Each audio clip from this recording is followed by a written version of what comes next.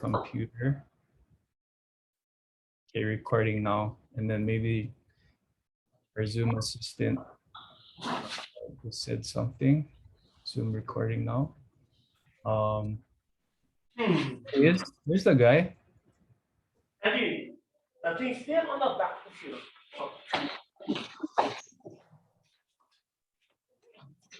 Okay.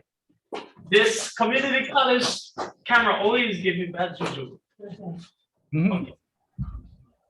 Well, here it is, yeah. Yeah, I think I have to change my. So you're here.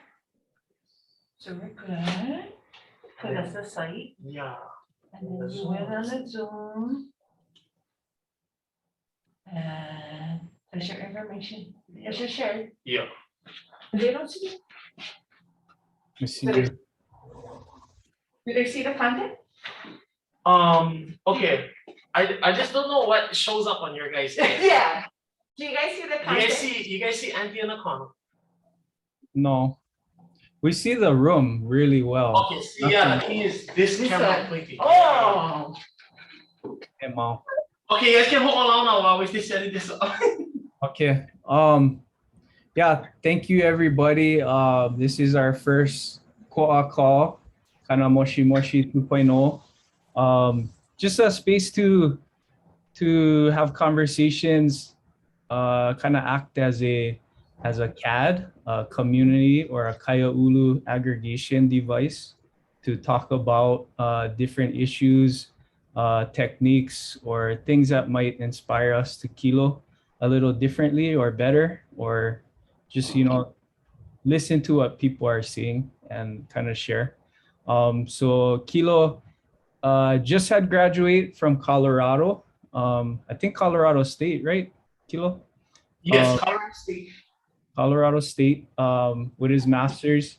He did Hīhīwai research, and he's gonna talk about that today. But we just thought it would be a good opportunity to either spur some memories of Hīhīwai for our folks, or to inspire us to go try find them. Yeah, try find them and make sure they're the environments that Hīhīwai need are protected, and we can hold space for them too. Yeah, so this is everybody. Kilo. We're not gonna introduce everybody, but these are some of our cool networks. Ealupu, Limuhui, and Hui Malama Lokuia from different places across the state, all doing Malama Aina kind stuff. Yeah. So thank you, Kilo, for making time today and holding this session for us.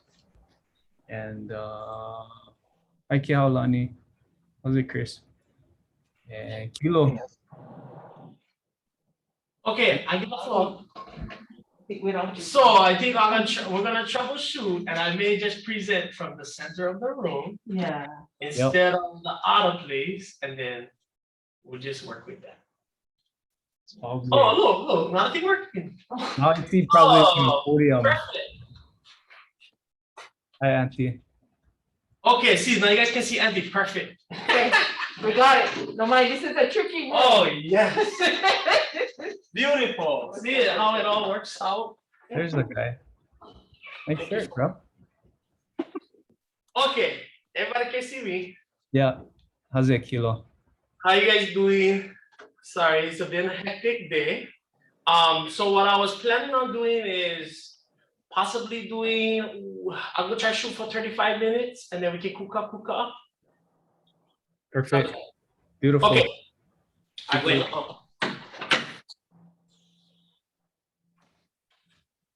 Okay. Whew. So I'm just going to pull this computer so I can see what you guys see. Okay, I'm ready. Mai ka wehe ano kia laula I ka elelani, ai kona kiholo ana ma ka honua, kia aloha nui ia ka poa pau. O wau no o Kiloaulani Kaawa Gonzalves, he kama wau no ka aina I kaulana nei, ka aina momona, ka aina pule o, ka aina hoi o mo ka inu ianina. Aloha. So I will be presenting my graduate research, my master's thesis, titled Advancing the Science and Practice of Conserving Hīhiwai, using ecology and traditional ecological knowledge to identify and overcome threats to an endemic Hawaiian gastropod. Okay. So my name is Kiloaulani Kaawa Gonzalves. I was born and raised on a small but bountiful island of Molokai. Unlike our neighbor islands, Molokai was bypassed by mainstream of the 19th and 20th century development and has become a cultural kipuka, or area where subsistence and cultural practices are continued. With this upbringing, the Molokai community have been extremely intimate with our environment for generations. So I come from a big and proud family from the east side of Molokai, the Naki Ohana. We are from the Aupua of Wailau, pictured here. And this is the same picture on the coastline of Ke'iu in Wailau. Sorry, Kilo. Try to interrupt real fast. If you can share screen again. Oh, yeah, sure. I think we took it down. Uh-oh. See, that's why you gotta make me full host, not co-host, man. Next time. Okay, so share screen. So when I was talking, I never see none of that. Seen it in our mind. Is a beautiful picture I had. Oh wow, nice. Okay. Okay, so you guys can see that one corner of Wailau? Okay, perfect. Oh, right. So my ohana is a Naki ohana from the east side. We're from the Aupua of Wailau, pictured here. And this is the same coastline of Ke'iu, taken in 1933 with my great-great-grandfather's house on the far right. We're also from the Aupua of Puniu Ohua and Ka'iula. So in this Aupua, my family and I, we've learned to live off the fish in the ocean, pig and deer in the mountain, and the fish and other species found in these streams. So I developed a sense of place and investment in these areas and the species that live here since a very young age. Growing up with my family. So how did I end up with stream ecology as a field of study for my master's? As a graduate student, I had a desire to address a need in the Molokai community concerning our very own natural resources that we value so highly.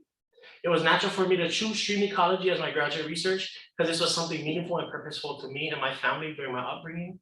And it allowed me to revisit something that I had an innate relationship since a young kid, Hīhīwai.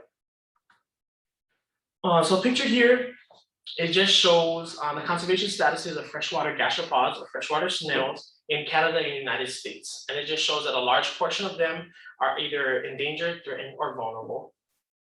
So in considering freshwater species around the world, invertebrates with poor dispersal abilities and high local endemism, or are only belonging in one place in the entire world, are the most threatened. So these include mussels, crayfish, and gastropods or freshwater snails. Among these three groups, freshwater snails are particularly imperiled, with 61% of all US species either endangered, threatened, or vulnerable. So these pictures of freshwater snails are just here to show the diversity of sizes, colors, just overall differences of freshwater snail species around the world. So these species are extremely important for ecosystems. They're sensitive to fine scale and chemical anthropogenic disturbances and also effective biological indicators of ecological integrity. So for those of you familiar with the term canaries in a coal mine, canaries were iconically used in coal mines to detect the presence of carbon monoxide, dangerous to miners. The bird's rapid breathing rate, small size, and high metabolism compared to the miners themselves allow them to be perfect indicators for those changes in carbon monoxide levels.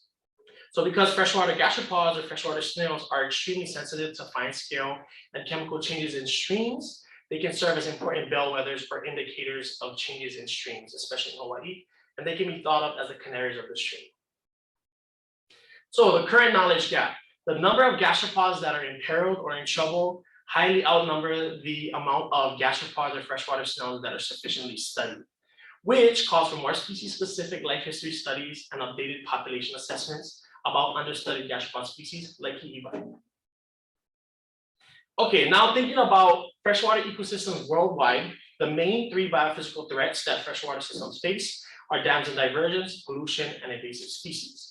So along with the biophysical threats, there are numerous social challenges that are intertwined with these. So for dams and diversions, In addition to the impediments that they pose to species in the streams, social challenges include the battle for control over water rights among stakeholders. For pollution, social challenges include regulation of man-made waste and pollution in streams.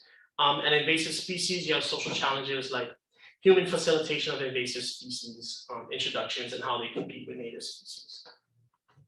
So thinking about Hawaiian island chains and island ecosystems in general, they're the perfect stage to study these ecological and social dimensions.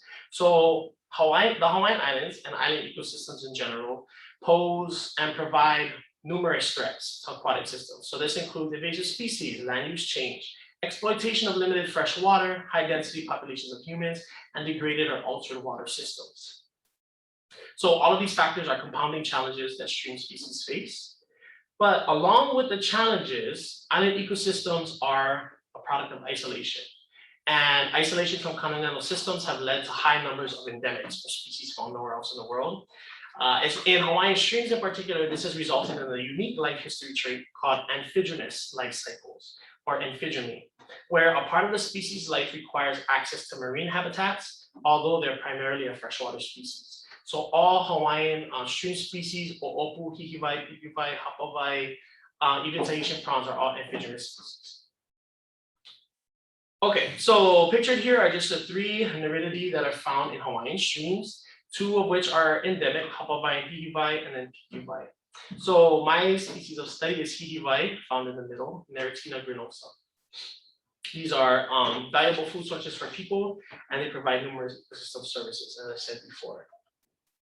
Okay, so I quickly wanted to go over different life stages of Hīhīwai, as this was a big part of my research, starting with Hīhīwai eggs. So you can see if you look really closely there, in addition to the really bright porcelain white eggs, there are also these mundane colored beige eggs. And these are older laid eggs that are very hard to date. So for the purpose of this study, we only counted Hīhīwai eggs that were freshly laid, indicated by this porcelain white color. Also recruits. Oh, there we go. Uh-oh, clicker is lagging. There we go. Okay, so recruits were Hīhīwai that had a shell length of 1 to 5 millimeters. And these are called recruits because they're recruiting or returning from the ocean back into the stream. And this is one of the earliest life stages after the larval stage. And then for this study, we also separated a juvenile section where it's 6 to 9 millimeters in shell length. And then adults were considered 10 millimeters or larger, where they're already sexually mature and are producing eggs. But just like fish in the ocean, the larger your adult is, the more robust the egg is, the larger in size, the more larvae per egg. So these 10 millimeter adults, although they lay eggs, they're extremely tiny and much less larva than a full grown 52 millimeter Hīhīwai shell. Okay, so I just wanted to show 2 pictures of Hīhīwai recruitment. These were taken about 200 yards up from the bottom of Honolulu Stream connecting to the ocean. And these are just recruitment lines. To the untrained eye, it may be hard to see what I'm showing here, but these, if you look closely, are recruitment lines of Hīhīwai babies in the thousands that are crawling from the ocean upstream to find places where they will settle and complete the rest of their life stages. So these are both in Honolulu Stream. Okay, so now switching gears, I wanted to introduce, in most of you have probably heard before, all knowledge is not learned in just one school. So how can this Hawaiian concept be applied to ecological research? Indigenous Hawaiians and locals on islands like Molokai have passed on knowledge about natural resources, primarily through oral and experiential learning. So the question that I'm posing to you folks as the audience is, how do we as academic researchers or community collaborators with conservation bring our research and work to local and indigenous people in a way that they develop an interest and buy-in to these species and management issues that are so important to address? So with that question, I'll let you folks mull that over as I share more of this research, and then I'll revisit this at the end to kind of tie it all back together. So I quickly wanted to go over the overview of my research goals. I had 3 overarching goals. The first of which was to investigate Hīhīwai from a Western scientific perspective.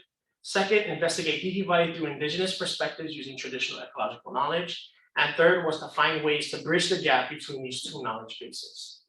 And the associated research questions are as follows. So first, which characteristics of Hawaiian streams are associated with Hīhīwai population density and distribution? Second, what are the drivers, impacts, and conservation solutions associated with Hīhīwai population change? And third, how do we utilize these two data sets in tandem to formulate effective conservation decisions for Hīhīwai? So jumping right into my study site, 3 of my study sites were on the North Shore of Molokai, including Wailau, Pelekunu, and Waikolu watersheds. So they are all managed by different agencies. Wailau is managed by the Eleanor Division of Forestry and Wildlife. Pelekunu is managed by the Nature Conservancy, and Waikolu is managed by Kalaupapa National Park. So Wailau and Pelekunu are natural flow streams with no diversions, and Waikolu watershed is a diverted stream. So this next picture is the mouth of the stream at Wailau Valley. You can see the stream entering the ocean, but you can also see these tents. So these tents are Mana'e families, Mana'e, the east side of Molokai, community members and families that come to camp in the summertime. For generations, they've been coming to have fun, bring their kids, but also fish, hunt, and collect from the stream and the ocean. So I just wanted to quickly mention harvest pressure. This was an apparent factor that when establishing this project was something that I identified to be what I thought would influence population changes and populations of Hīhīwai. And Wailau Valley, for example, is a high harvest pressure valley due to the amount of people that come in and out during the course of the summer, versus Pelekunu, which I rated to be a moderate pressure harvest pressure valley, and then Waikolu, rated low harvest pressure due to its federal regulations and deferred permits to access Hīhīwai in these streams. So although this was a very important factor that we identified, for the purpose of my research, we did not quantify harvest pressure, but it is an apparent factor that needs to be addressed.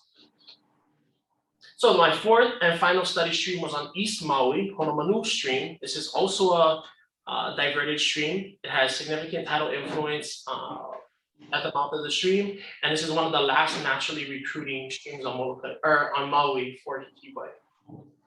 So now that you folks are familiarized with my study sites, I'll jump right into my ecological research.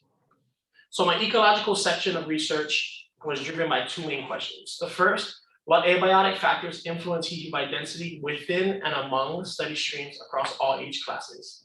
So when I say abiotic, I mean any non-living chemical and physical parts of the environment. So for my research, the abiotic factors included presence or absence of a stream diversion, stream discharge, temperature, stream bed substrate size, shading, stream depth, microhabitat type, and elevation. My second question, what is the size distribution of adult Hīhīwai within and among study streams? Okay.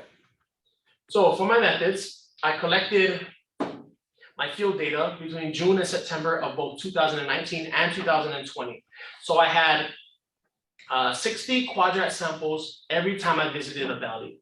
So when I say quadrat, in the bottom corner with me sampling under the water, I used a 1 meter square PVC quadrat to sample within each of the streams. And I visited every stream 4 times over the course of these 2 summers. So a total of 16 valley visits and 960 total quadrats sampled. Okay, this is just an example of how I split up my sampling for each of the valleys. The total length of stream that we sampled was the first thing that we determined. So I only sampled from main stems, and I usually cut it off at the last section of main stem where the tributaries enter that. So the highest red dash is where our sampling ended. And then wherever that highest point is, we then divided the stream down to the ocean into 10 equal parts. And then every visit into the valley, we randomly selected a 20 meter reach within each of these 10 sections. So we could get random sampling across the entire stretch of each of these valley streams. Okay, so at each site, we had to hali all of our gear up to these remote areas. And with the help of volunteer field techs, we measured stream width, stream temperature, what else? And then we also did surface velocity, both at the reach level and above every single quadrat that we sampled. We also measured the shell length of every Hīhīwai that was considered an adult within each of the quadrats. And then with the help of my field techs, we transcribed everything in field. So at each of these quadrats, we had to classify them into one of the 4 microhabitat characteristics or categories. So that included pool, cascades, runs, and riffles. And then I also wanted to show that we ran into a range of different types of stream characteristics along the way of sampling. So from areas that were almost completely dry, this was in Honolulu, to areas that were just ankle deep, and these are in diverted streams. Areas where we could barely fit our faces into the water, and then deeper areas with high, a lot of bubbles that limited our view and made sampling a bit difficult. Large plunge pool areas, and then areas where we had to fully submerge ourselves to complete sampling. So I completed all of the visual sampling myself, and then my volunteer field techs helped with all the transcription. So for the results, because of time, I'm going to kind of just breeze over all of the technical differences and all the bars, but I'll just go over some of the main findings, and then if you folks have questions at the end, we can then revisit it. So for the purpose of data analysis, I renamed my sites.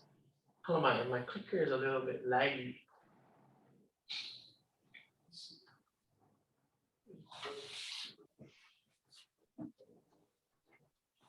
Aha, there we go. Okay, so I renamed the natural flow streams, so Wailau and Pelekunu as natural flow 1 and natural flow 2.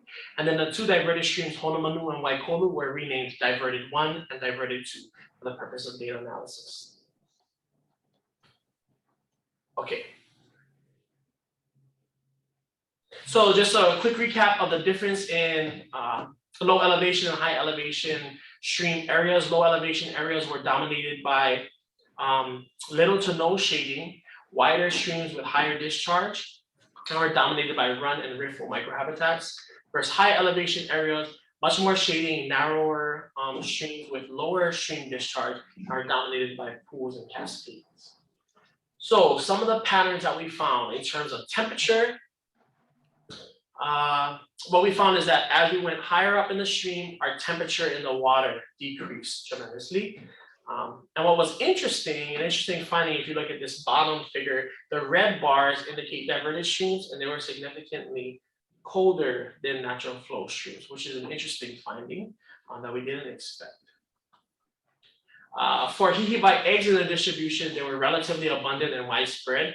So across diverted and natural flow streams, one didn't do quite better than the other in terms of Hīhīwai egg prevalence. And eggs were found across all elevations almost equally, and evenly across microhabitat types as well. So our first major finding was that recruits, juveniles, and adults all favored diverted streams in terms of the numbers sampled, which is a really, really interesting finding, especially on Moloka'i, which prides ourselves on some of the last natural flow streams in the city. In these natural flow streams, very few recruits, juveniles, and adults were counted relative to the diverted streams that we sampled. Second finding was that recruits and juveniles were more abundant in low elevations, while adults were more abundant in high elevations. And this makes sense, right? When they're really small, they're just coming back up from the ocean. So the microhabitats that we want to focus on in terms of like some sort of conservation approach would maybe be targeted to lower stream reach areas to cater toward the smaller age classes versus higher up in the stream to support larger Hīhīwai species. Our third finding was that depth was a key factor across all age classes and adult length, but the depth had different influences on different age classes. So deeper stream sections influenced eggs and stream length, or shell length.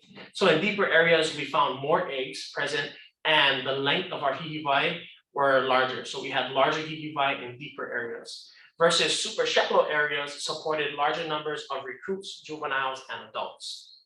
So we had more recruits, juveniles, and adults in very shallow areas, but more eggs and larger adults in these deeper stream reaches. Our fourth finding, and this was a very interesting finding, was that there's an inverse relationship between Hīhiwai density, or the amount of Hīhiwai in an area, and the adult size cross values. So first wanted to turn our attention to the diverted streams circled. Oh, I didn't realize that. Is the panel of viewers blocking the screen, or can you folks move that out of the way? You're good. We see the whole screen. Okay, I don't have to move that panel on the side. I think you're good. Oh, no. Oh, yeah, you're good. I'll just minimize it. Aha, okay, there we go. So for the diverted streams marked in red, first let's start on the left side of the screen. We're looking at adult density. There were more Hīhiwai found in diverted streams, both 1 and 2. But of these adults that were found in diverted streams, they were significantly smaller in size on the right side than those found in natural flow streams. So then if we look at the natural flow section,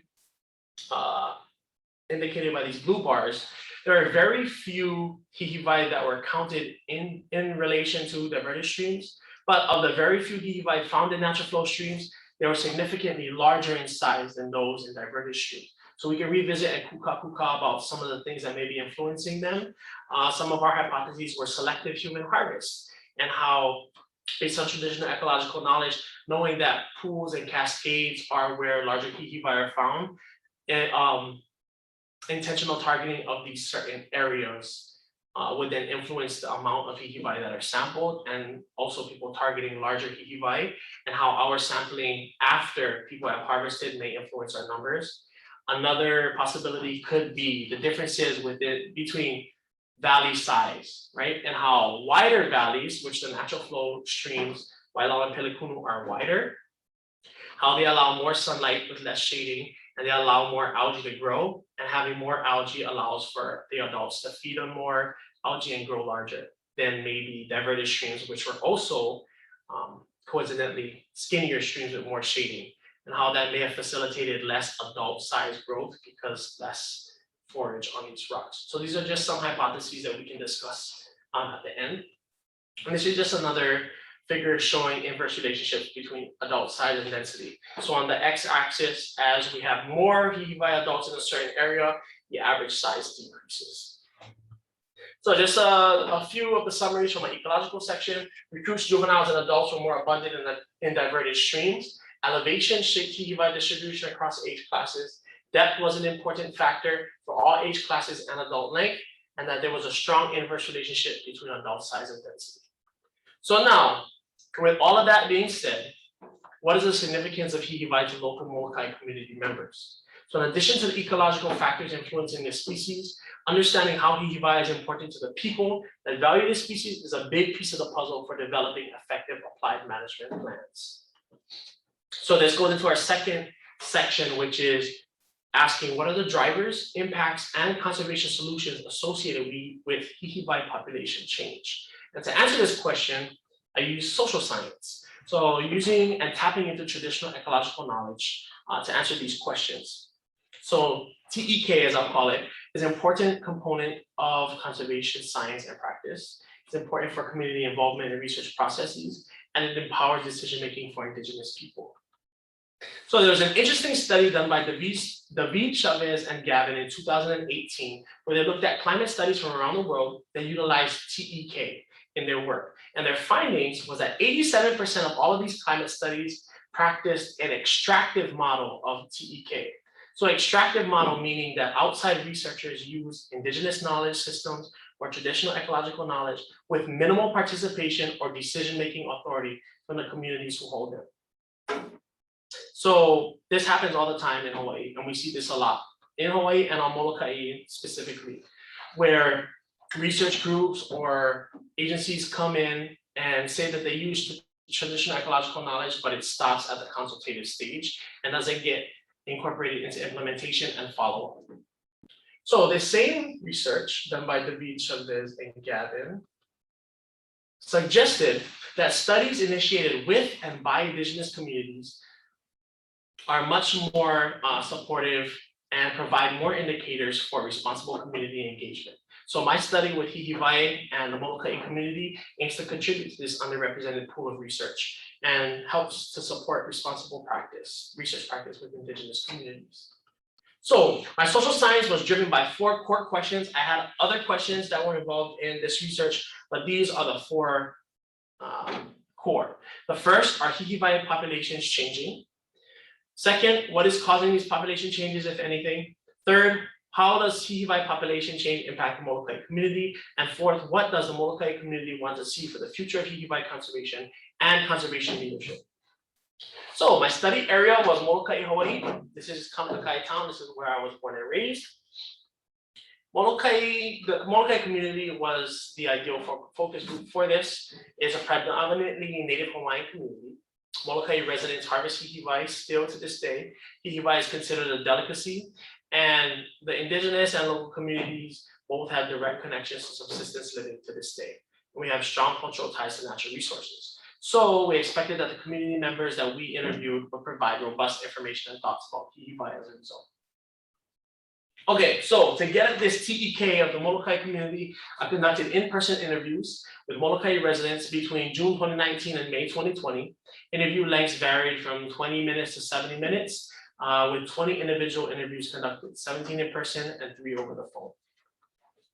So each of these interviews were audio recorded and submitted onto an online transcription service, where it was initially provided a typed script, but because of varied audio quality and use of Pidgin and Hawaiian words and phrases, each one of these transcripts had to be manually edited to ensure that it was accurate. So all of those second transcription editing was done by me.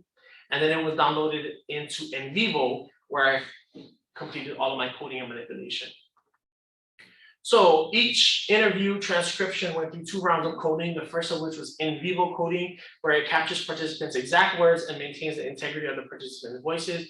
And then it went through thematic analysis, where I grouped these codes into sub-themes based on the main overarching themes that we talked about, which are drivers. And then we're going to get to the next step, but drivers, impacts, and next steps. So for our results, I only included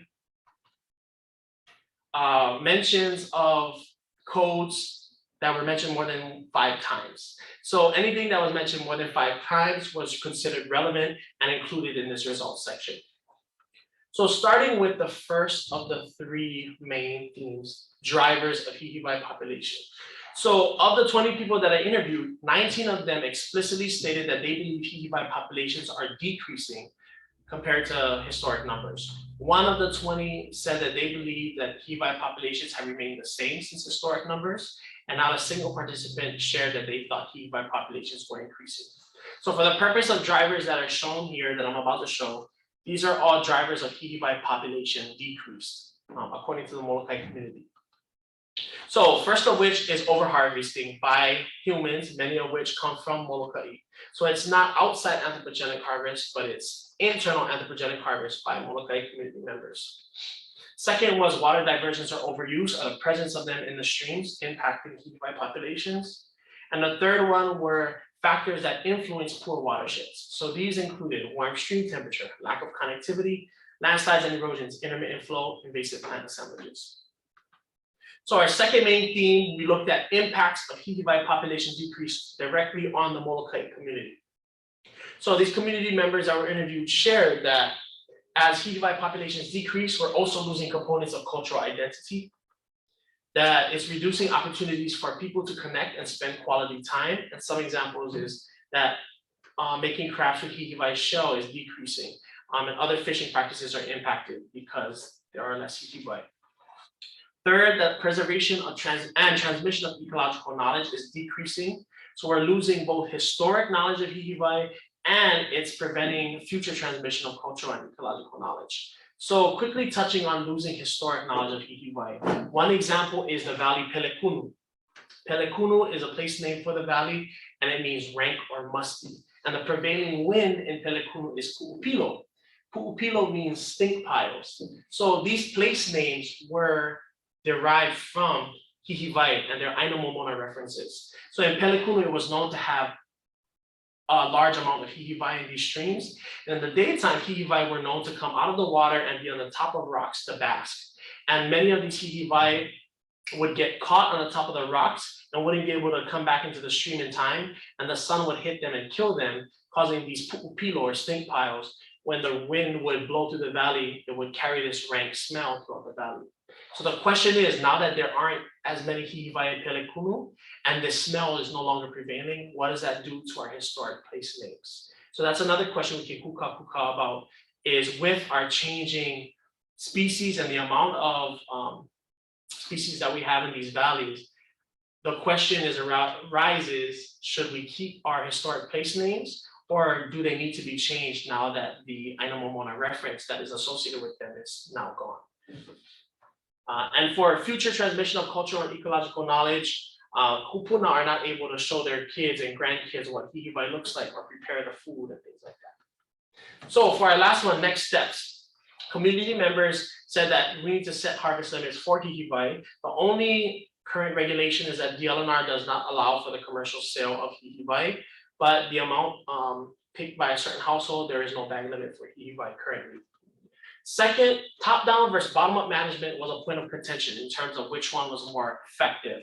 Many community members shared that it should be community-led. Many others highlighted the need for federal or state regulation, as community-led management strategies were not effective. So although this was a point of contention, there was consensus that there is a need for local conservation leaders to enact these conservation policies. And fourth, that we need a change of values toward Hīhīwai harvest if we're to ensure Hīhīwai for next generations. So to wrap this all up, how can we package all of this information and communicate with agency members or people concerning Hīhīwai and let them know what people think and want? One example of this is just developing a framework summarizing all of the voices from community members about their input and packaging this in a way that we can show this to agencies and different development groups to then have these thoughts and ideas part of the decision-making process that is done. So this is just one example of a framework that we can use to communicate with agencies or community groups. So I just want to quickly share a few of the quotes that were included in these transcriptions and in these interviews from these Molokai people, and how they were specifically coded into sub-themes. So one community member shared that if someone is gathering a lot of Hīhīwai or overfishing, it automatically leaves less for the ones that's coming behind. The traditional practices of taking only what you need and leaving behind some to grow for others does not seem to be on currently. So this was coded under the sub-theme over harvesting anthropogenic. So the next example, someone shared, I cannot remember the last time I ate Hīhīwai. Seriously, maybe 10 years already. We look at all these plants and animals as our kupuna. The conscious decision whether or not to eat Hīhīwai is bittersweet, because I know that honoring them is to partake of them. Another quote was shared, you need a leader with the knowledge. It's not so much the one that goes to college and gets all the degrees, but they have to be the one that is born in that area and that has the ike and was handed down to that individual from his or her kupuna. You have to experience, you have to be a part of the resource. This was coded under the need for local conservation leaders. Someone else shared, today this generation has the idea that you need money to protect something. No, that's not true. The most important is that the community is pa'a and they live by their word of honor. And that's how we all, the whole island, will come together, and we're going to try to malama all of those important resources that was created for us in Hawaii to sustain us. Last one, in an ideal world, people would self-regulate. You go back there for eat and maybe not parties. That's a general attitude that we have to change, because the numbers of Hīhīwai are changing. And these are just a few of the many quotes that came from these interviews. So the information that you can glean from these interviews are so robust, and the amount of coding that can be done and the information that can be pulled from this, there are so many levels that can be investigated. So just a summary of our social science section. Hīhīwai populations are perceived to be decreasing. Second, Hīhīwai declines are leading to reductions in cultural identity, opportunities for people to connect, and transmission of ecological knowledge. There is a need and priority for local conservation leaders to enact these. And Hīhīwai conservation priorities include both inter-community value changes and community-led management of Hīhīwai. So third, the big question, how do we utilize these two data sets in tandem to formulate effective conservation decisions for Hīhīwai? And I'm sure all of you have seen some sort of rendition of this image with the main idea that the importance of perspective and varying perspectives to see the whole picture. So one of the kupuna that I interviewed shared that she was flying back from Maui to Molokai on Mokulele. And that day it was really rainy and they were flying along the north shore of Molokai before going to the Molokai airport. And they were able to see all of the valleys that I sampled from and the waterfalls flowing from the mountains down into the ocean along these cliffs. And this kupuna shared that there was a visitor on the plane that made a comment and said, look at all of this wasted water. And she said that she chuckled and she said what he saw as a waste, she saw as a promise that the limu in the ocean and the fish in the ocean like aholehole will have the ability to reproduce and make sure that there's enough for the next generation. And that Hīhīwai and O'opu are able to signal back into these streams and recruit to create more Hīhīwai and O'opu for the next generations. So this is just one example of the importance of varying perspectives and bringing them all to the table. And using these two knowledge bases in tandem, both indigenous perspectives and Western perspectives to fill knowledge gaps that are missing. Especially when making conservation decisions that influence various stakeholders. So with that being said, this is an edited version of a framework that we could potentially use to inform conservation groups, managers that are making conservation decisions. So this is most of the information that was from the social science section with the added ecological findings as well. So blue bubbles indicate responses strictly from the interviews. So these are findings strictly from social science and not from the field science that I conducted. Red results were findings from the ecological section that were not included in the social science section. So elevation being an important factor, stream depth and microhabitat characteristics being important factors were filled by the Western scientific approach and the field research and wasn't included in the social science. And things that are purple bubbles are overlaps. So these are findings that were included in both the ecological and the social science sections. So this is just here to show that collaboration is the key for sustainable projects. And the voice of the community is directly included in the decision-making process, by also supplementing it with strong scientific findings in the field. So with that being said, these are just some key takeaways. I'm not going to reiterate these again, but these are just from the ecological and social research and our research in tandem and what that tells us and helps us inform.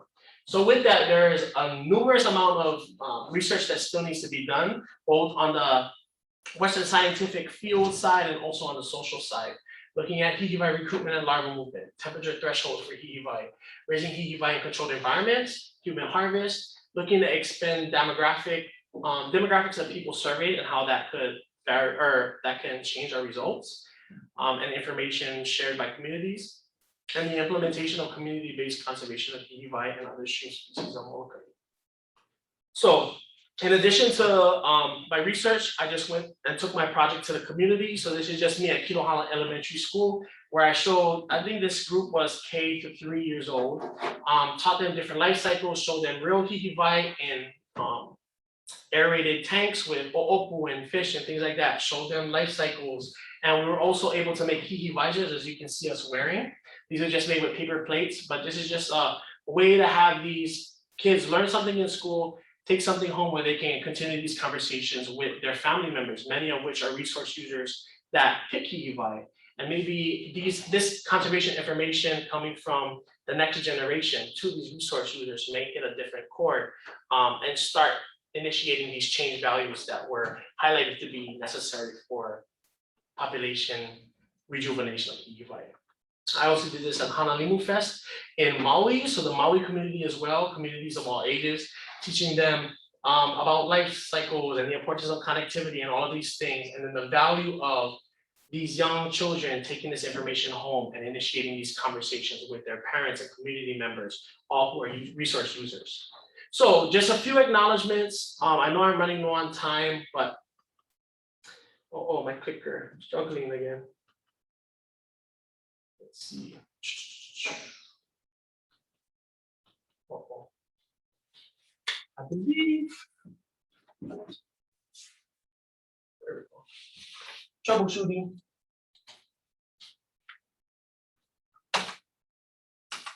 Uh-oh. Let's try that. No movement on your folks' end? Aha, here we go. So I just wanted to mahalo kia kua for keeping us all safe, me and my field crews, while we were going in and out of these valleys. We were able to collect all of our data without getting hurt. Let's see.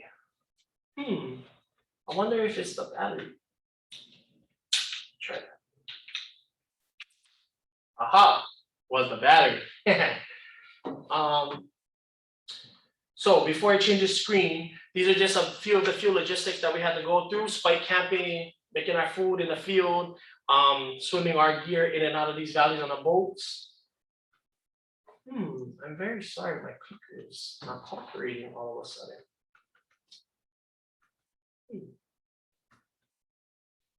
How much? Oh, there we go.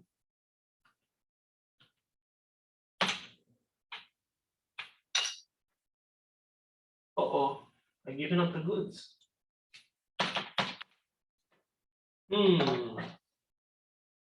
Okay, where is my... Oh, I have another option.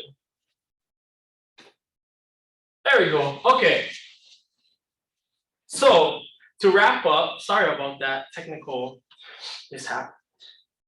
I wanted to revisit this olelo no ea, right? Which is aohe pau ka ike ka halau ho'okahi. All knowledge is not learned in just one school. So this is the importance of traditional ecological knowledge, that this can be passed down from generation to generation, parents to their children, then to their grandchildren. Whether it's through active experiential learning, pictured here, or whether it's through oral history. So I wanted to close by sharing a culminating piece of my presentation and research, where I composed a method with the help of Nahunu Maioho, a Hawaiian speaker from Molokai as well, to catalog all of the findings that I came across as I did my ecological and my social findings, pulled with historic data and mo'olelo from the past. So we created a mele titled He Mele Hea Hea no Nahuna Huna o Wailau. Okay, here we go. So this mele is a mele hea hea, or a calling. It was composed through the voice of Wailau Valley and Wailau Stream, calling to the huna huna o Wailau. Huna huna are these tiny dust specks that float in the air that you can see when light comes through the window. And these were to represent both Hīhīwai larvae that are lost at sea and are no longer recruiting, but also to the Molokai people who belong to these valleys of Wailau, Pelekunu, and Waikolu. So some of my family and other families from there. And I wanted to close by sharing this as one way of cataloging our story. While I'm working on publications through academic documents, I also wanted to submit a publication to the catalog of traditional ecological knowledge. So generations of Hawaiians from now can pull from this and see what was going on in 2021 about Hīhīwai on Molokai about. He mele hea hea no na huna huna o Wailau. Lana ua kula I ke kai o kuawa I ke alo pali o malele wa. E hana hoi o ko ka huna huna o pio pio. E ia I ho ke ia le makule. Kolo pupu I ke ole ke hele. I na I hola na pali pa o hau pukele. Ke kua hiolo I ka na kele o ka moana. E Hīhīwai la e hoi mai ka uala. E kalaloa ko leo aloha I ko hakuku. Aloha wale nā ka e a o hanu uwai. Mai ho kuli mai huli kua. Ka moe ai a hau hoi hoi ka poha. I mau kai ke o ka hiwa. He mele hea hea no na huna huna o Wailau. Based on my research, my recommendation is that we as researchers working in local and indigenous communities need to be intentional about honoring and including traditional ecological knowledge and voices into not only the research process, but the applied management implementation and follow through to ensure generational sustainability in these communities alongside sound and thorough ecological research. Mahalo.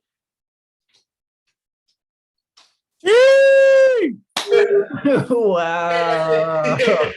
That was killer.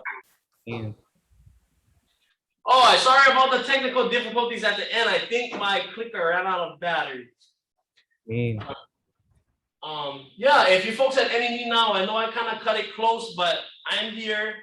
I can go beyond 4, but I'm not sure if you folks have to leave before 4.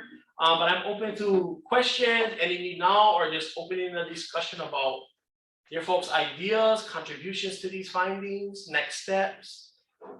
Solid. Right on, Kilo. You can take down, if you take down the share screen, then we can see everybody. But Sure. that was awesome, bro. Thank you. Very inspiring, super thorough. I don't know how many times you drop the mic and then pick them up again, drop them and pick it up. But thank you for sharing. Yeah, if anybody has mana'o, reflection, questions on what was shared, go ahead. Can just talk story. Go ahead, Jenny. Okay, mahalo for that. That was super awesome. I got to see that your presentation in Hana with Uncle Wally at the Limu Festival. And right on. That was my pre-research, tentative research idea. So this is the final. Yeah. So I was gonna say it's come a long ways. Yeah, it's like it's progressed, the presentation. So mahalo for that. But my question for you is kind of has to do with the life cycle of Hīhīwai. Since it is amphidromous and it needs to have that part of its life cycle in the ocean. My question is there a point when it is in its shell and it's attached to rocks in the ocean, or is it only like a free swimming entity until it goes back upstream? So right before it starts recruiting, right when it develops its shell, it'll settle on the base of the ocean. So this is kind of the mystery black box of ecology section of this life cycle that no one knows. And this is the same with o'opu. But I feel like with o'opu, they don't really sink to the bottom. They don't have to develop a shell. They just begin swimming, right? They develop their spinal cord and swim. To my understanding, what it is they have 3 to 5 months where they're floating in this ocean. So there's extremely current influence. And this is the problem that we were facing with Tahitian prawns, that how fast that it spread from one stream. And then within the course of what, I think a few years, it was in numerous streams across the state. And this is because it's so heavily current influence. So the question is, if this has, or if Tahitian prawns has the potential to, travel and then reproduce other streams, why not native Hawaiian species? For the shell point, they do have their shells in the ocean, but they're super tiny, 1 to 2 millimeters in shell length. But they do settle in the ocean and then they make their way on the bottom of these ocean in near shore coast into the stream. So it'd be extremely interesting to see if we could sample in near shore marine areas Hīhīwai recruits in the ocean before they reach the stream and see how far out to ocean they settle with these shells. And it's really interesting. I have pictures of them, and you can see that orange and black lattice even when they're 1 millimeter large. So they already have these apparent patterns, and I think they're more vivid as recruits than they are in adults. So they do have shells in the ocean, yes, but very tiny. Mahalo, thank you.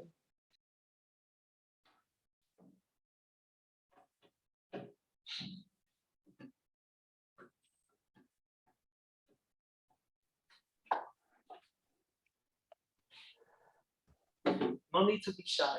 I think Uncle Damien, did you wanna say something? Yeah, I wanted to ask if there are any other natural predators, and if they determine whether climate change had any effect on the density.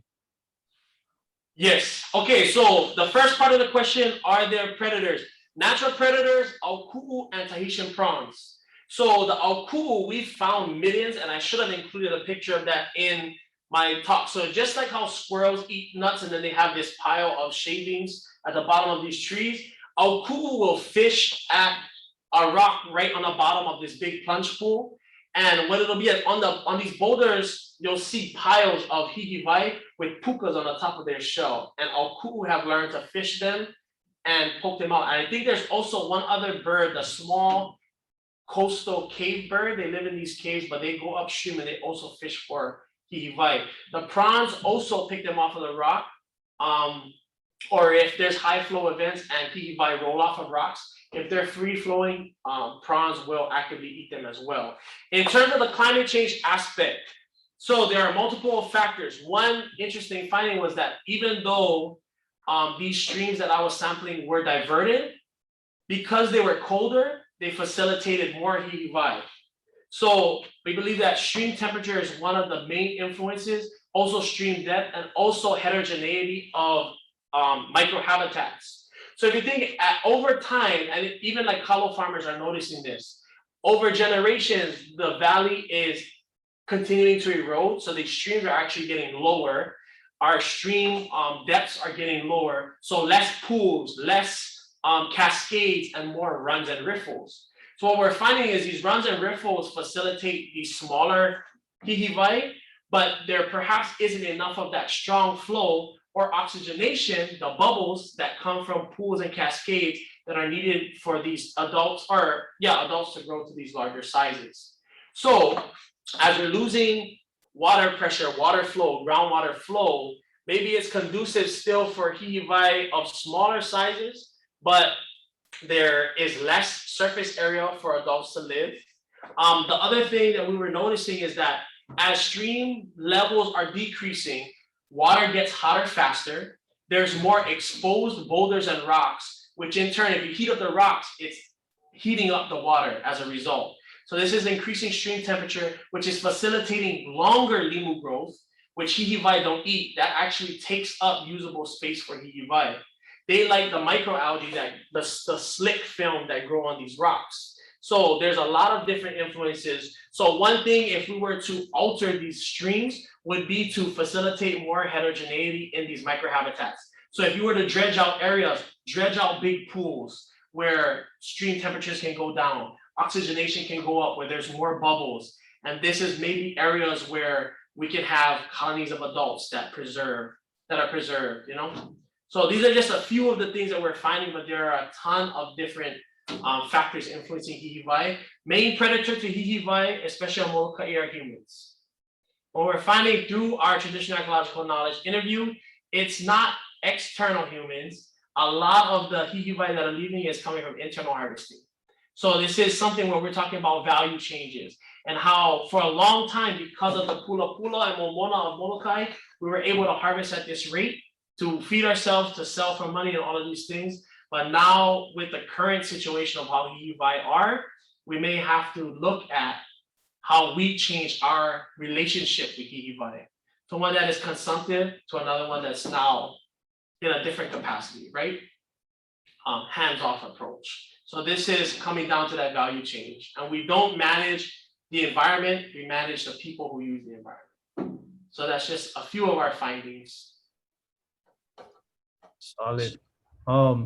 I'm gonna ask Kevin's question, but it is 4 o'clock. If folks gotta jump off, don't be shame, you can just jump off, but we'll just kind of continue conversation for a little while.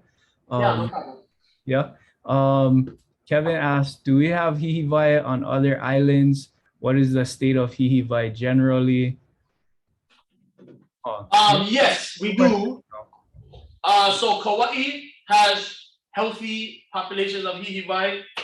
Oahu, there are very few streams on the east side where there's still prominent lo'is in areas where Hīhīwai are found, not very numerous. Big Island, I know in these valleys, Waipio historically had, they're very rare now in Waipio, but the valleys beyond Waipio contain Hīhīwai, and some of these areas on Maui still have, so Ke'anai area, Honolulu, so you have, they're associated with healthy streams, right? So as the number of healthy streams that are considered natural flow or ones with sufficient flow are decreasing, the suitable habitat for Hīhīwai are decreasing. But there are still remnant areas where Hīhīwai are prevalent. I know Kauai has healthy populations, and there are a few groups that are studying those, but I am only familiar with Molokai and Maui. Go ahead, Malia. Aloha Kilo. Aloha, Malia. Oh, that was awesome, boy. Love to see that. That was so maikai. I was actually gonna ask for your contact information. I don't know if you've been backside lately. I will put it in the chat, so I can put my phone number and email, and if you folks want to contact and different conversation or more questions, I am happy to do that. So I will do that before people jump off.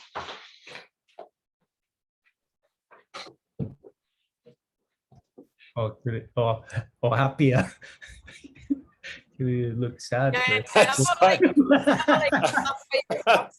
I'm sorry. I was trying to do the thumbs up and I pressed the wrong emoji.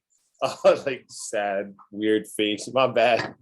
Super stoked, super happy. Like, wow, Kilo, that was freaking awesome. That was super, super awesome. I just had a question on the social science side. Yes. I love that you are a keiki of Molokai. You are a oiwi of Molokai. And then you did this, on Molokai. So I'm just curious, how were your interviews? How were your interviews received, and how were your questions received? Especially when it came to, like, if you think that when you ask questions around, like, if you think Hīhīwai is decreasing, why is it decreasing? I mean, Molokai, I'm kind of familiar, and you're from there. So, just like when it comes to deer and fish and, highly subsistence lifestyle, I was just curious how your interviews went and how were you received when you're asking kind of those questions about those resources, those food resources. And, I don't know, I think it would have been different if somebody from outside Molokai was asking those questions. But yeah, I'm just kind of curious on the social side. No, yeah, you hit the nail on the head with that one. And then the Molokai community, that was part of their voice too, right? The importance of oiwi from that place, conducting the research for the oiwi of that place, and the importance and value that brings to the science itself. So this science, or like analyses of streams, I'm not the first to do that, right? But I'm the first oiwi from Molokai to conduct it at this level for Hīhīwai. The importance of it, yes, my interviews are received tremendously well because I grew up picking Hīhīwai. When I was a kid, my uncles and my papa, we would go in by the boats with our aunties, uncles, cousins, mom, dad. We would go in with a group. We'll go up into these valleys. I know all these areas. By the end of the day, we would have 3 burlap bags or this high, this big, full of Hīhīwai. So my family is one of the predominant families that was picking it. So at this point, we've acknowledged that we as oiwi have a huge stake in what is happening now. And when my uncles and all my papa and them were young, it was so plentiful that it was just a common practice. Molokai gonna provide, Molokai gonna provide, all of this thing. We don't gotta worry because get planning. But now in their old age, they're finally starting to realize the tremendous damage that has been done at the hands of, I hate to say it, many oiwi from the place. So is it a tragedy of the commons of a sort? Possibly. But in terms of how I was received, I think the importance of having a Molokai kid conduct research on Molokai, a Kauai oiwi conducting research on Kauai, is that when you approach these Kanaka, they already know who you belong to, and they understand that the information that they will provide to you will be treated in a way where they know that our resources will be respected and honored for our people, right? Because they know the values that their family instilled in you. So that allows the people to share in a way that they're comfortable, that the information that they're giving to you will be in good hands. So I think that is why it's so important that our kupuna were fighting to build capacity for Native Hawaiians to gain degrees. When I was a kid, Napuno Ea was flourishing. So I am part of that last cohort of the big Napuno Ea boom, where we were trying to establish sense of place in our keiki. And now we are graduating with our degrees. We're the pilots, we're the firefighters, we're the scientists. And so now we're coming in with the skill set that is integral for completing sound science, but we also come from oiwi and the value system that created us as Hawaiians. So I think if someone were to come from Molokai, you can get put on like given a wild goose chase, right? And then you don't know how to filter out what is real and what is fake. Like when I sit down and do my interviews, I already know that they were the one picking gallons and gallons and gallons and selling them for $2 a pound in the 80s, right? Every week. That was my uncle's. So there's a value in us collecting accurate science, right? And so you think about how many published papers have been published where we go into these communities and collect TEK, how much of that is accurate information? And so that's information filtering through the OEV lens. By having OEV doing it, there's some sort of filtering that is done in terms of ensuring that the information you are given is accurate. So I think that is the importance of having people from their place conducting research in their place.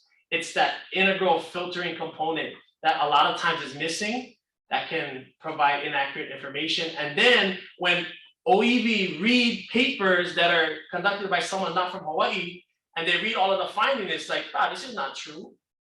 You know what I mean? But how did they know when they were writing the paper? They did interviews and they considered that accurate, but they didn't have the ability to filter. So I think that's just one of the many advantages of having Hawaiians from their place. Yo, mahalo.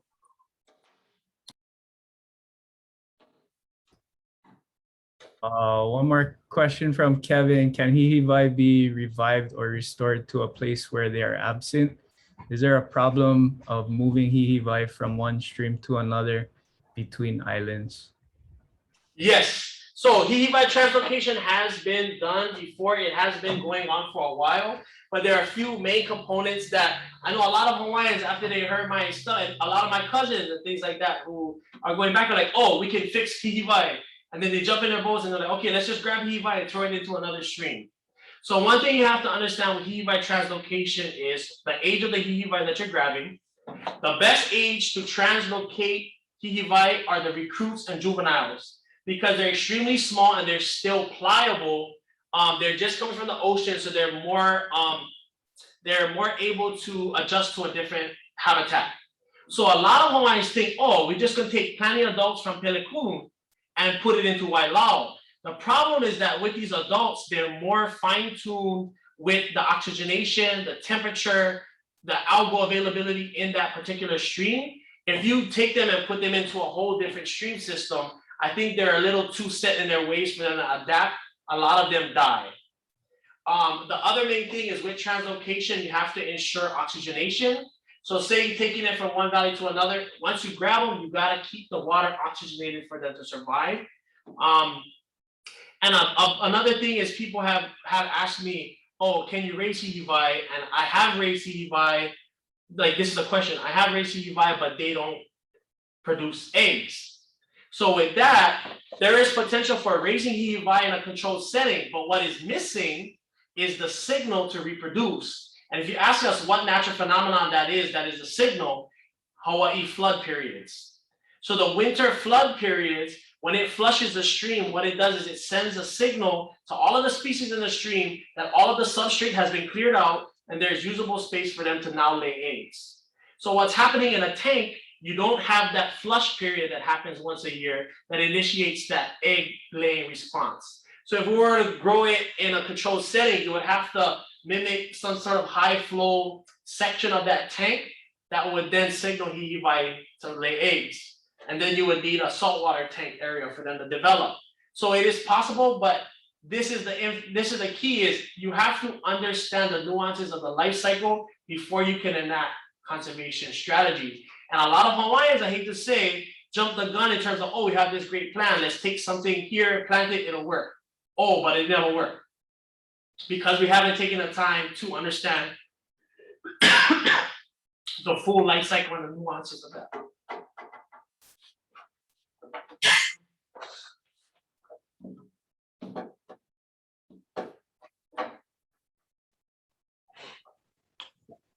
I have a question. At the beginning of your presentation, you showed 3 different species, yeah? Hīhīwai, Hapawai, and I forgot the other one. Yeah. Yeah, and so the question is, do all 3 exist in all the streams, or are there streams where only one or the other is found? So those two are estuarine species. Hīhīwai, Hāpawai, they require brackish water. So Hāpawai and Hīhīwai will only be found very close to the ocean mouth. They can come up into the stream, but they need some sort of contact with salt water, and they're much lower in the stream. Hīhīwai can span miles upstream into the fresh water. Prevalence, actually on Molokai, Hāpawai is only present when I surveyed, I know Halawa and in Waikolu. No, Pelekunu. But Waikolu and Wailau didn't have Hāpawai or Hīhīwai, but Maui they did. So it's just dependent, but they are estuarine species and are lower down in the stream. So Hīhīwai is pretty much the only shell that is found way up.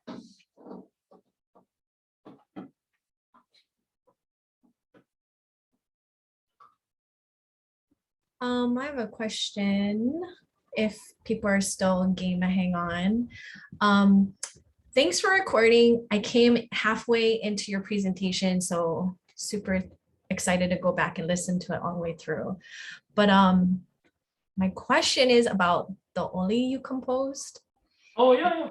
Like, if you don't mind just sharing more about that process, and like, I don't know, what's your favorite part about it, or like what went into the thoughts that went into creating that. I would just love to hear more about that. Yeah, sure. So what is funny is this has nothing to do with my publications for school. This was not I didn't even talk about this with my advisors at Colorado State. So essentially, when I first started my master's, I went to them with this project. I had already talked to my community members, my mentors from Molokai about what I wanted to do.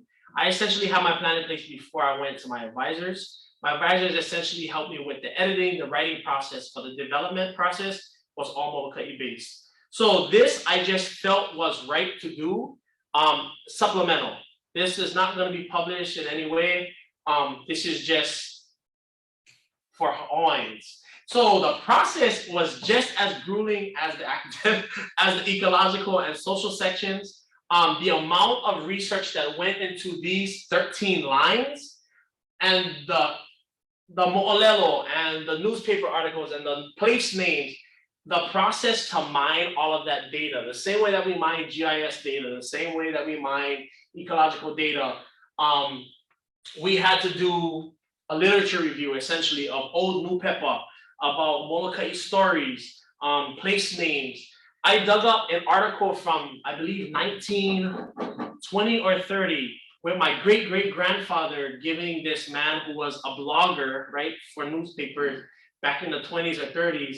He took him on the Wailau Trail. So there's an article from my, where my great-great-grandpa is the source, giving them names of all of these places on the Wailau Trail from Mapulehu over into Wailau, all of these areas. So many of these place names that are found from these Nupepa articles.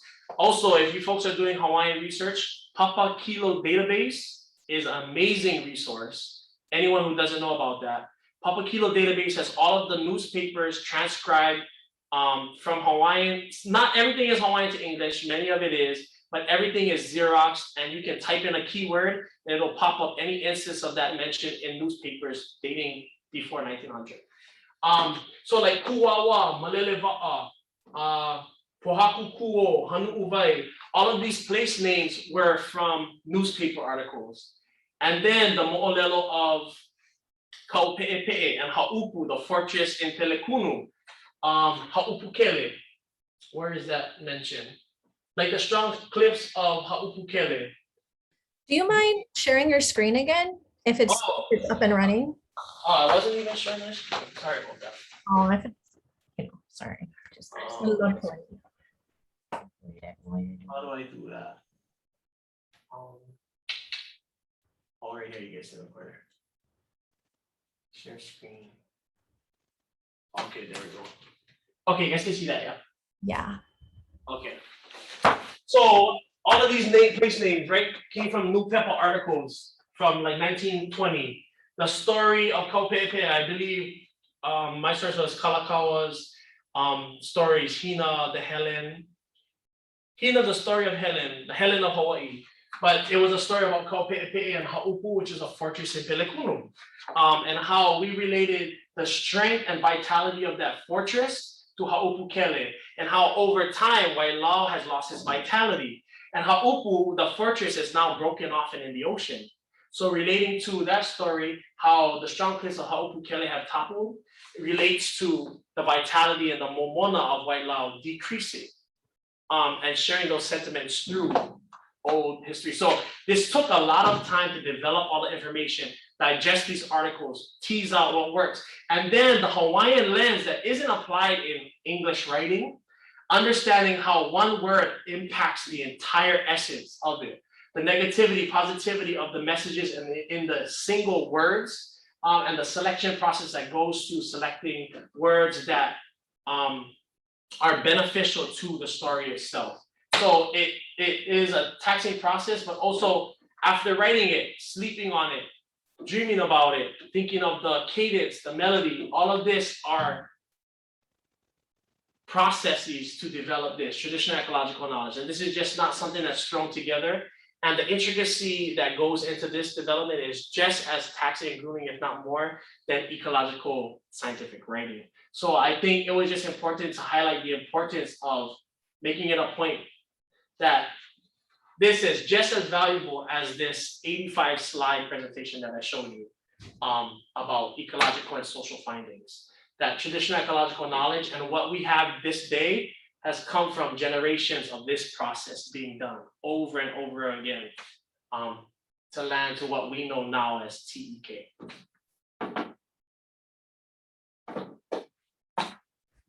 Go ahead, Malia. So Kilo, where do you see us going? Since I know it's going to be your generation, it's going to need to take out of the Kuleana on. Where do you see us going now? Ooh. For me, and this is just an ideal vision, this is not conservation advice of any kind, but in terms of my view, the first step will be stop the bleeding, which I feel like a lot of it has been done inadvertently, but a mutual agreement, everybody just stop harvesting for a little bit and just give us time to assess what the current status of not only Hīhīwai is, but Nopili, Naniha, Akupa, all of these species, like what are the current numbers, right? So a big part of this is I want to do kind of like a circuit across Molokai and hit all the communities. So Kilohana Rec Center for the East End people, Kanakai, Holehua, Manaloa, Kalaupapa, having distinct meetings and continuing to compile information about what the community believes is going on. Because a big first step that is always missed is not understanding where the community is today, what they understand, where we're starting at. Because a lot of times scientists and people who are making plans have an idea of what the community understands or doesn't understand, and then makes decisions based on that. But it's like the community is thinking a whole different thing, or they never know that, or they wasn't even. So first thing is understanding the priorities of the community and what is their current knowledge level. What are they prioritizing? What do they believe is happening? Then we bring that to combine with ecological findings, right? How can we move forward from there? But I think taking the time on the front end to understand where the community is and where the community wants to go is important. But then also translocation works. So maybe doing pilot studies of what is the best version of translocation, what age group is the best, and then maybe identifying sections of harvesting, right? So within a stream section, breaking them up into like 100-meter sections, right? Or I don't know, 500-meter sections upstream. This is red section, green section, red section, green section. Every 5 years, we sample in green sections. Then flip, the next 5 years, green turns to red. These are now couple sections. You can still harvest in these areas, but now you're staying in the new designated harvest areas. So the key, and that I wanted to be a proponent of, is that Hawaiians are not conducting this conservation science so that we can be hands-off. Hawaiians are never a hands-off people. Our goal is always to maintain our right to harvest and to commune with natural resources. So we want to do it in a way that we continue the ability for Native Hawaiians to have their gathering rights with Hīhīwai, with O'ohu, but in a way that also ensures that next generations have this. So some sort of organized system where we have rotating areas that we can harvest from. But the key is consensus. The key is everybody has to be on board. And of course, that's where the root of our struggle is. We manage for people, we don't manage for the land. Mahalo, Kilo. Mahalo. There's no more questions. I guess we can wrap it up. Mahalo, Kilo. Thank you so much for dropping all your ike and sharing with us. My pleasure. Definitely inspiring, a lot to chew on and a lot of things to think about with dinner tonight. I guess maybe if we do a eola, I feel like that feels like it needs some life. We're doing 1, 2, 3 eola and 2 clap. And then we can do a group photo and call it a day. So you can unmute yourselves. I don't know if we can synchronize this. And Ginger's gonna cue up a sound bite that we can hui ho to. But eola on 3. Kahi, lua, 3. Eola. Hola. Eola. And then Ginger's gonna play this. And once the song is pau, we're out of here. But I think once you hear the song, you'll know what to do.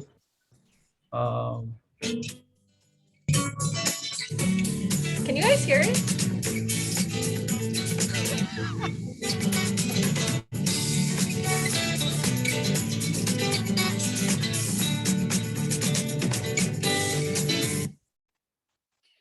There you go. Oh, that's it. All everyone for attending. Mahalo. And I put my contact information, so there's my phone number and my email in the chat. I'm not sure how to save the transcription of the chat, but if Nigel, do you know how to do that? Yeah, I got him. Okay, can you send that to me? I would love to read all of the Yeah. comments. But if you folks have questions, please can email me, text, and yeah, I'd love to talk more about this. This is just the beginning, right? Yeah. Oh. It was all super awesome. I just gotta say the best was Hīhīwaizers. Yes. Yeah, I gotta go make some more for my next one. My next one is Punana Leo, Olelo Hawaii Valeno. And do a Awesome, lesson with awesome. Punana Leo, so yeah. Keep it up, Awesome. Did everybody have Skilla. a good Tuesday? Aloha. Aloha. Aloha. Shoots.